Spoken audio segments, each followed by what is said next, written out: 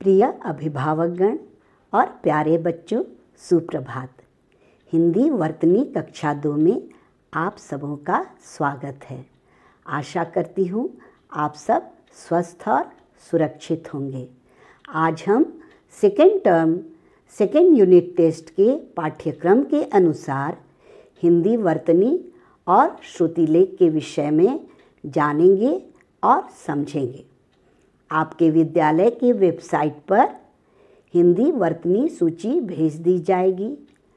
आप सबों को हिंदी वर्तनी सूची में दिए गए प्रत्येक शब्दों को उच्चारण के साथ बोलकर और लिखकर सीखना है। बच्चों, वर्तनी अगर आप बोलकर और लिखकर सीखते हैं तो आपकी वर्तनी कभी अशुद्ध नहीं होगी, क्योंकि आप प्रत्येक वर्णों, प्रत्येक मात्राओं को नाम के साथ याद करेंगे। अभी हम लोग श्वेतपट पर हिंदी वर्तनी में दिए गए कुछ शब्दों को उच्चारण के साथ बोलकर लिखेंगे और अभ्यास करेंगे। उच्चारण के साथ बोलकर लिखने के लिए सबसे पहले आपको शब्द बोलना है, जैसे निर्धन, और फिर हम उसका उच्चारण करते हुए उस शब्द को लिखेंगे। हमारा पहला शब्द है निर्धन। दंत न ह्रस्व ईकार, ध रेफ दंत न।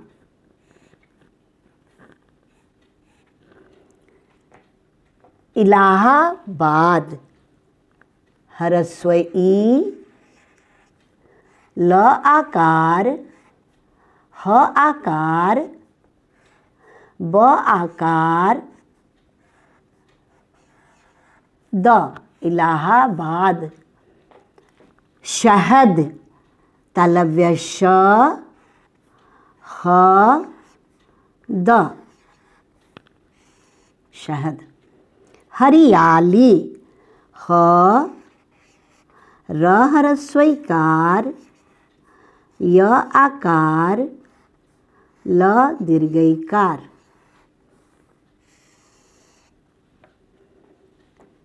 पिल्ला, प ह्रस्व ईकार, ल संयुक्त आकार। दीपक, द दीर्घ ईकार, प क। चित्रकार, च ह्रस्व ईकार, त्र, क आकार, र। हलवाई, ह, ल, वा आकार, दीर्घ ई, हलवाई।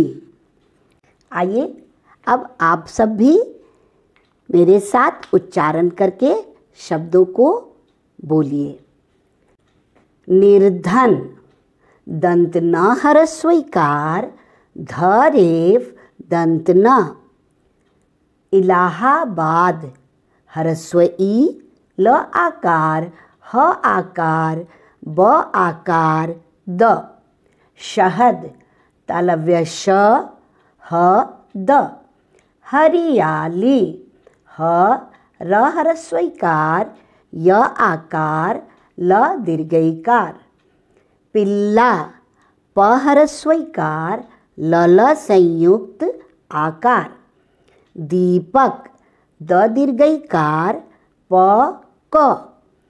चित्रकार, च ह्रस्व ईकार, त्र, क आकार, र। हलवाई, ह, ल, व आकार, दीर्घ ई। बच्चों, आप सब उच्चारण के साथ ध्यान देकर वर्तनी सीखिएगा। परीक्षा में एक वर्तनी को 3 बार पुकारा जाता है। पहली बार में वर्तनी को सुनना है, शब्द को सुनना है ध्यान से। दूसरी बार उसी शब्द को पुकारे जाने पर आपको लिखना है और तीसरी बार में उसी शब्द को पुकारे जाने पर आपको ध्यान से अपने वर्तनी को मिलाना है, अपने शब्द के मात्रा वर्णों को मिलाना है कि आपकी वर्तनी शुद्ध है या नहीं। आइए अब हम श्रुति लेख के बारे में जानें। श्रुति लेख का अर्थ होता है बच्चों सुनकर लिखना। श्रुति का अर्थ सुनना और लेख का अर्थ लिखना, अर्थात सुनकर लिखना। श्रुति लेख दो तरह के होते हैं, उनका दो प्रकार है। पहला श्रुति लेख पठित और दूसरा श्रुति लेख अपठित। श्रुति लेख पठित का अर्थ होता है कि जिसे आपने पढ़ा है, आप अपने पाठ्य पुस्तक के पाठों से जो कहानियाँ पढ़ते हैं उसी से एक अनुच्छेद आपको परीक्षा में पुकारा जाएगा। आपको प्रत्येक वाक्य को सुनना है और लिखना है। जैसे यहाँ एक अनुच्छेद दिया गया है, यह आपके पाठ्य पुस्तक के पाठ 13 हमारे देश के फल से लिया गया है। आम फलों का राजा है। जब आम के पेड़ पर बौर लगता है तो कोयल गाना गाने लगती है। अब हमारा दूसरा प्रकार है श्रुति लेख का अपठित। अपठित का अर्थ होता है बच्चों जिसे आपने नहीं पढ़ा है, जो आपके पाठ से संबंधित नहीं है। लेकिन बच्चों श्रुति लेख अपठित लिखते समय घबराना नहीं है।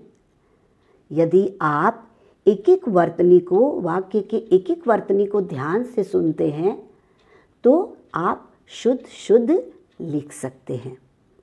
जैसे यहाँ एक अनुच्छेद दिया गया है, यह अपठित है, इसे आपने नहीं पढ़ा है। बहुत समय पहले की बात है, एक अनोखा जंगल था, उसमें अनेक पशु पक्षी सुख और शांति से रहते थे। बच्चों परीक्षा के समय श्रुति लेख पठित हो या अपठित हो, प्रत्येक वाक्य को 3 बार पुकारा जाएगा। एक वाक्य को 3 बार पुकारा जाएगा। पहली बार में आपको वाक्य को ध्यान से सुनना है, दूसरी बार में ध्यानपूर्वक उस वाक्य को लिखना है और तीसरी बार में उसी वाक्य को पुकारे जाने पर आपको अपने उस वाक्य को मिलाना है कि आपका वाक्य शुद्ध है या नहीं। अगर कोई वर्तनी गलत है तो उसे आप सुधार सकते हैं। बच्चों श्रुति लेख पठित में ये चूँकि आपके पाठों से संबंधित है तो आप अपने पाठ्य पुस्तक के पाठों को ध्यान से पढ़िए और उसके सभी कठिन शब्दों को रेखांकित करके सीख लीजिए, जिससे कि आपकी वर्तनी गलत नहीं होगी। आप सभी कठिन शब्दों के साथ साथ वर्तनी को उच्चारण के साथ बोलकर और लिखकर सीखिएगा। धन्यवाद।